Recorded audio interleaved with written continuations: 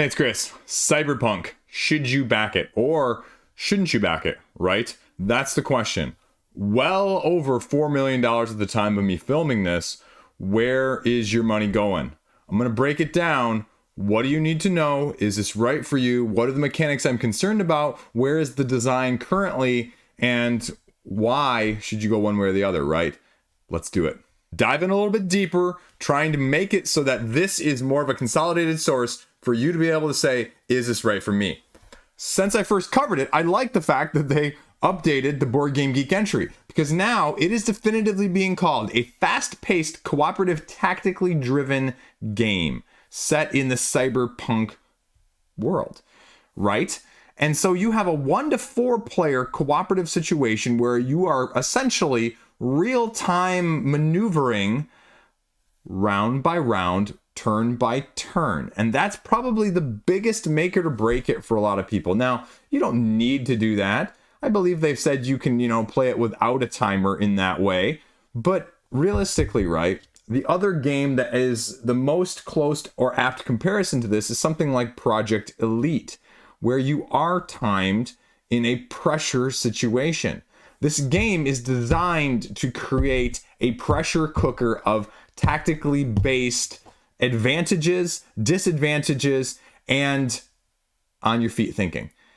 If you're looking for something else, if you don't like the idea of that in the first place, right, I'd say pass as a huge recommendation at this point. Screw everything else. Screw, your feelings or your nostalgia for the IP. What my main recommendation is with any game is you should be playing it the way it's intended. You shouldn't have to change dramatically the way a game is supposed to be played from the designers, right? This is what they have in mind. This is how you should play it.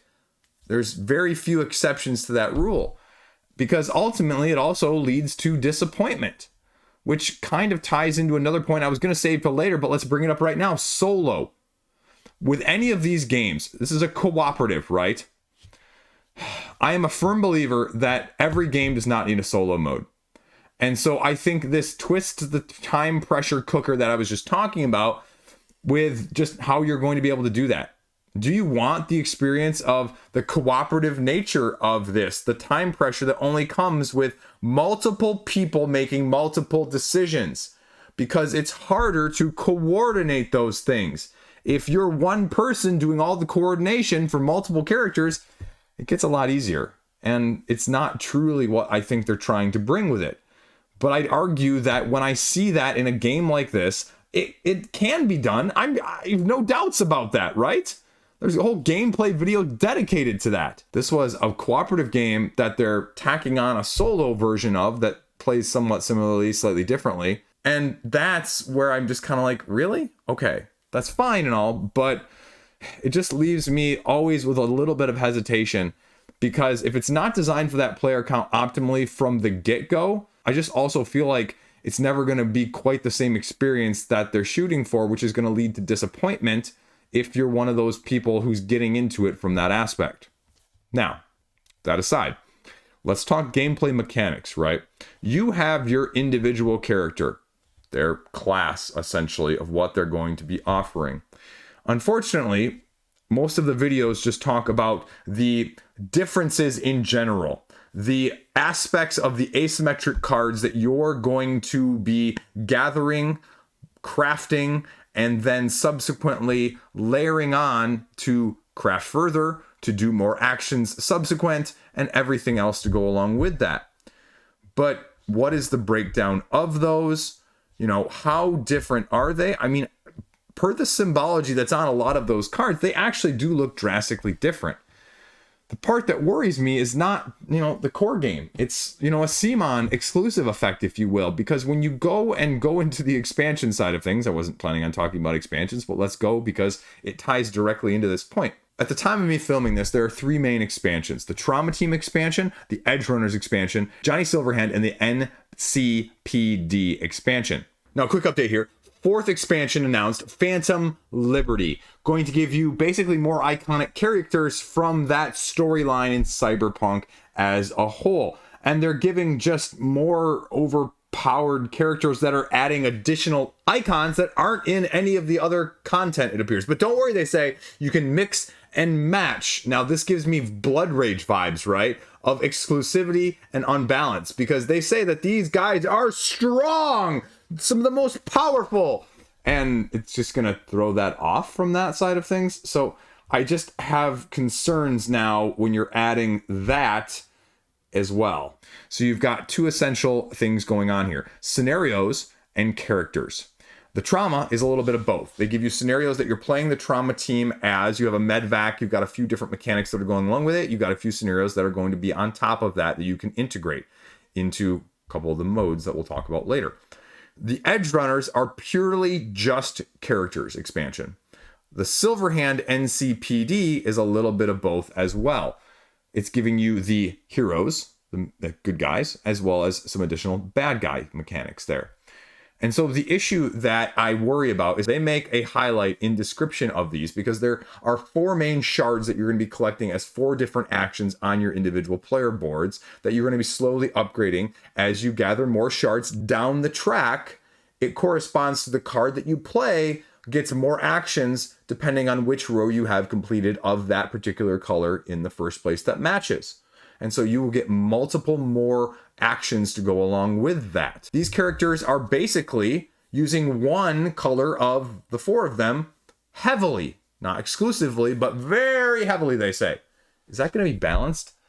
Or are those all going to be integratable? If one person has one of those, are they designed to be only working with each other? And that's going similarly with the trauma team here, is that all of these, again, are going to be completely different with more of the medic style of things, right? And does that change the dynamic or the difficulty, or is it going to be as smoothly integratable as the rest of it? And that's the trouble and the trickiness with expansions that they're throwing in there with mechanics like this, where you've got an equal spread and you've got different dynamics here. But if you have characters with just one strong, can you include or incorporate 1 or 2 of those? Or is this expansion, well, you use them all or you don't, right?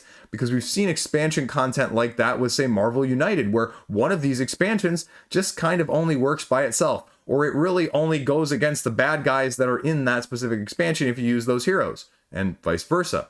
The Edge Runners gives you a little bit of just more that's in the base game, more of a little bit of everything to go along with the characters that you're more familiar with, a lot of the hype and the nostalgia characters from that aspect. And the Trauma Team expansions just give you medevac situations, how you're going to be integrating these specialists with a different health tracker, with more combined unique action symbols, allowing you even to manipulate other specialists or damage enemies if they're in the line of sight of 2 specialists. So it is offering a slight different mechanical twist in that sense in addition. So that then begs the question, which one of these are going to be ones that you're going to uniquely love?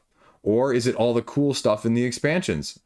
That's the dilemma here. And without a whole lot more actual hands-on of what those cards or what those dynamics are going to look like, you know, as always, expansions are a complete and utter coin flip. Now, we have to go back to the main mechanic, though, the sequential timed action phase that they said, right? I think this is unique. I think this is innovative. Well, it's just really real time with a timer, right? And you just have to go sequentially as opposed to everyone just going all at once like you see in a lot of other real-time games. So at the same time, it's just partitioning that mechanic in a different way. You can plan beforehand, you can talk during. And the nice thing about it is it doesn't allow you to cheat, because at the end of the round, after the cards that are in your hand that are still there, you have to discard them all and not redraw until the beginning of the next phase. So that cooldown phase does allow you to upgrade and integrate and plan more, but it's not going to allow you perfect information.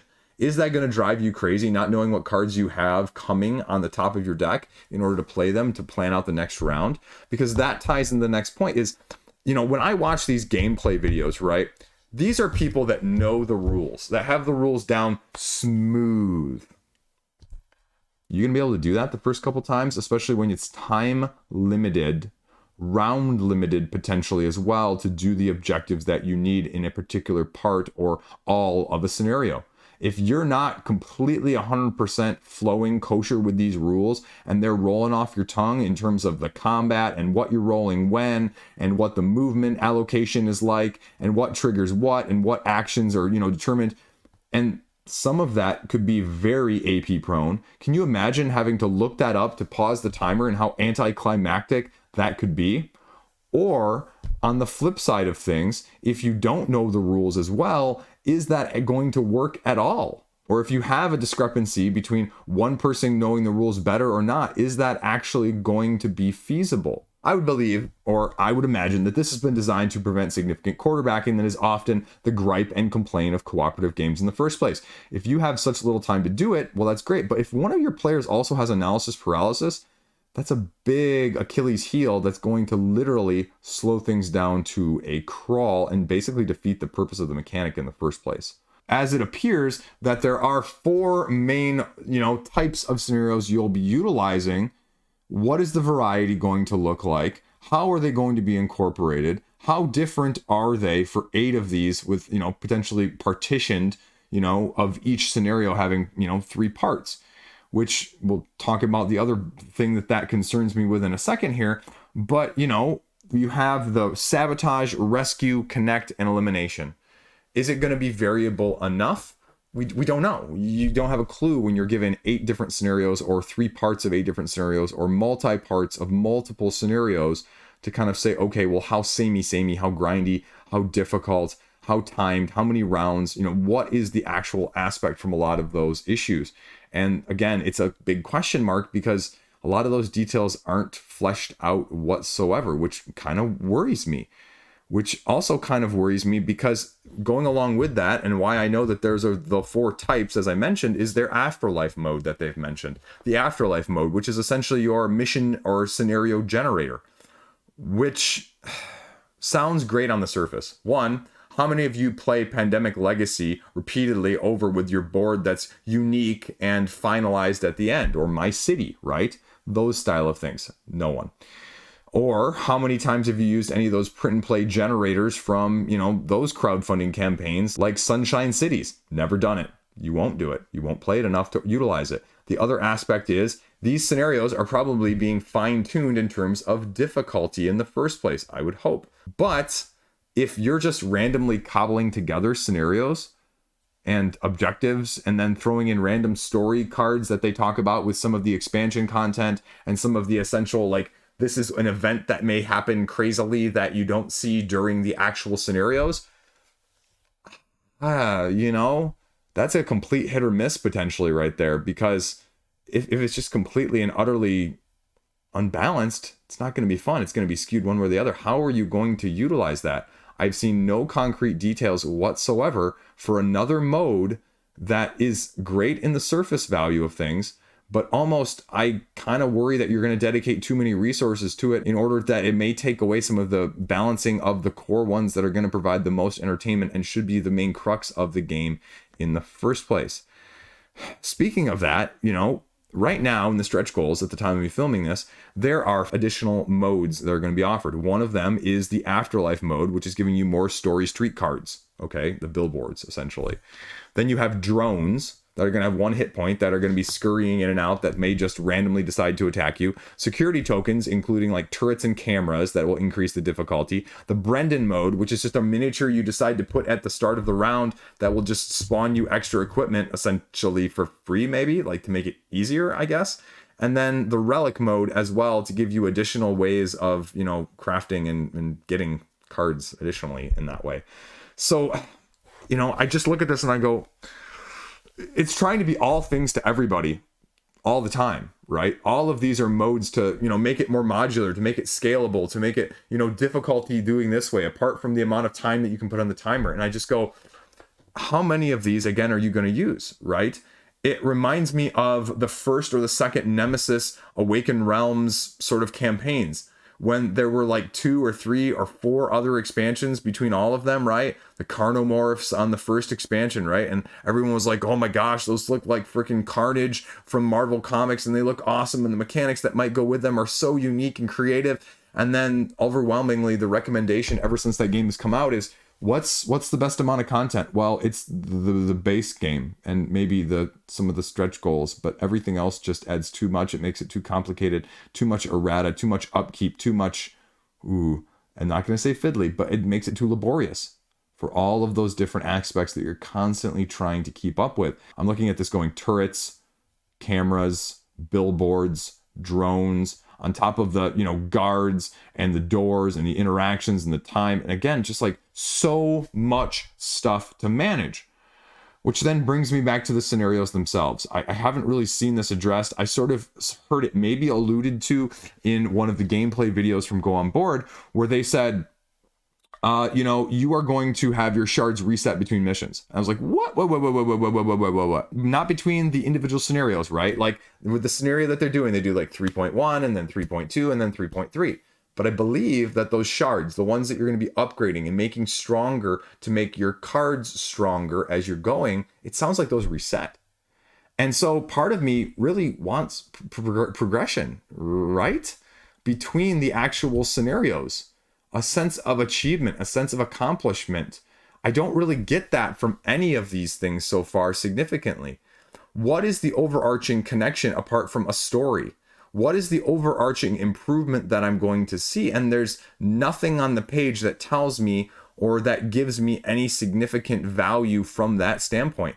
Are these just interconnected scenarios by name alone?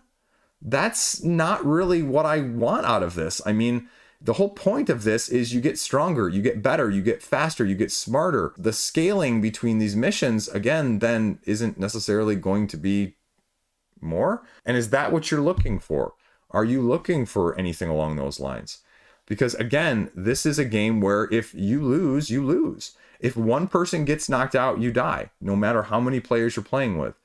So is it going to be better scaled at a higher player count or a lower player count where you can cycle back and forth between two people, or cycling all through four before you get? And so I worry about the 3 or 4 player counts of, we're seeing on these videos where people who, again, like I said, know the rules, are slamming through. They got the first turn or two planned. Awesome. They're coordinating together. If you don't, is it going to feel rather anticlimactic in that first, second, or third round when you get two actions, 2 cards played, then you can't craft, then it all gets kind of bogged down in trying to play catch up, because now you're left with a lot more limited time to do everything else that you need to do in that part. The other thing that was not clear to me at this point was when I go through those scenarios, right, and those parts of scenarios, what if I can't play, 2 45 to 60 minute missions and then a 60 to 90 minute mission all back to back to back? What is the storage going to be like that? How are you going to be able to keep this upkeeped and, keep that together, especially when you've got cubes on a tray, when you've got like 4 different types of cards that you're managing? You just throwing it all in a baggie and trying to hope and remember? How are you slotting and storing that between things? Or is the expectation that you're going to play all 3 parts of a scenario back to back to back, so that if you even, play at the recommended minimum time there, you're talking 2.5 hours at bare minimum at best, with the, most optimal speed at lower player counts probably. Anything more than that, well, 2.5 hours dwarfs into 4 or 5. And is that what you're looking for out of this as well? From a modular setup, lots of tokens to deal with on the board in the first place? Because don't worry, you can replace all those tokens with miniatures, but are those miniatures actually going to make it more streamlined, or is that just going to be more stuff you're going to be having to keep track of, separate, and set up and tear down as well? So let's talk about the stretch goals here, right? Should you be getting anything beyond the stretch goals? What is included in the stretch goals? Well, at the time of me filming this, again, they're at 61 of 62 stretch goals hit. What you're getting from the base game, the expansions, and the stretch goals. You have the 12 missions from the base game. You're getting 10 more missions with the stretch goals. So you are literally almost doubling the content. You have the 2 main enemies that are present in the main overarching scenarios, with some other to go along with it, boss-wise. But you're also getting 4 different types of additional enemies from the stretch goals as well, with all of the other modes that I talked about, a few more unlocked in addition to a little side arc story quest situation that you can do as, those aspects and the characters and all of the different hacks that they're offering. So the core pledge is almost double what you're getting with just the core of the base game alone, which is freaking insane, which again brings up the balance issue as a whole. But again, you can counter that by saying, Chris, this is all planned anyway, so that I really don't have as much fear. But that also may bring up the sort of other CMON issue that they've had in the past of saying, are you really getting the full game if you're getting it at just retail then, with some of this separation out, if you will? I mean, you're getting an aperitif, a tasting of what it may provide for you, but are you going to have the full experience? Because also now you have, with the new expansion, you have the Phantom Liberty giving you a different mode. Did you want to do a one versus all? Did you want to do, someone on the other side of things? Because with that latest Phantom Liberty expansion, not only is it changing a mechanic up a little bit of where you put a boss card into your own deck to weaken your deck, as you do similarly with the other bosses, but it also, as the second mission, offers a one versus all where one player embraces, as they say, the role of a rogue AI agent, controls the powerful Cerberus, again, from a mech style side of things. And then again, as the different last mission of being against a boss, where again, you're getting the boss tokens that are going to be going into your own deck, dealing bleeding tokens, other things along that side of things as well. Is that going to be a good boss mechanic? As you pull their cards, they get stronger, you get weaker, but you also get stronger because it's not sitting in your deck anymore as an action card. Is that going to work for what you want? So where does that leave us? My recommendations, if you're looking at this and going, okay, Chris, everything you said mechanically, everything you've said unknown mechanically, I'm still okay with. I'm really interested in this. Well, as I just said, right, the core box with the stretch goals is going to be by far and away your best amount of content. You are nearly doubling the amount of missions that are present. You're getting, 4 additional types of enemies that are going along with it. All of the other characters that are being smattered in, as well as all the extra gear hacks and modes. Probably too much, essentially, from a mode side of things. So that is by far and away, easily over the top, the best value. I would recommend probably against buying any of the expansions because they are not going to get you anywhere near the money's worth from that aspect alone. But let's say you're interested right now in the expansions. How would I rank the expansions? Well, breaking it down, if you really want the most out of things, if you just want pure characters, Edge Runner has just 6 straight characters in gear. The Trauma Team has 4 characters and 3 additional missions. The Johnny and NCPD comes with 4 additional characters, 2 missions, and an additional enemy. And then Phantom Liberty comes with 3 characters, 3 missions, and a new boss situation. And again, that new mode. So if you just want pure characters, Edge Runners is your best. But with the stretch goals, I'd say it's probably not really necessary. I think Phantom Liberty is probably giving you the overall most content with the 3 characters and 3 missions. But those characters, again, like I said, remind me of Blood Rage with those exclusive monsters that are just a little bit maybe too broken and a little bit maybe too strong. So I guess if you want more of an easy mode, that might allow it. But I guess maybe the missions are going to be super harder-ish. And you can integrate them because, yeah, I like that you have to include a statement with an expansion that says, don't worry, you can integrate this one, right? Is that a little bit of a flag for you? It's a little bit of a flag for me that you actually have to say that out loud, right? The quiet part out loud. I mean, Trauma Team is fine. Again, I wonder about the integratableness from that aspect. It reminds me a little bit more of the Marvel United Spider-Geddon expansion, where you have the heroes and the villains that are really well suited towards each other, but maybe not as well suited towards the other ones with the other content, because it just is so character, unique, mechanic specific. That's what Trauma Team reminds me of in a little bit weird, different way. And, the Johnny NCPD is sort of an in-between, right? You're getting an additional enemy. So if that's really important to you, that's maybe the one you really want to look at.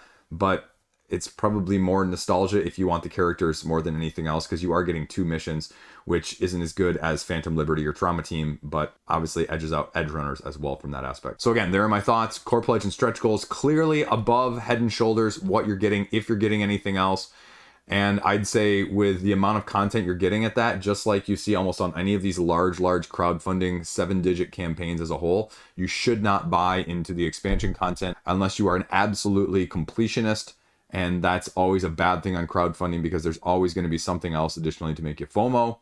And you're never going to play through it all in the first place because you're me and I'm you.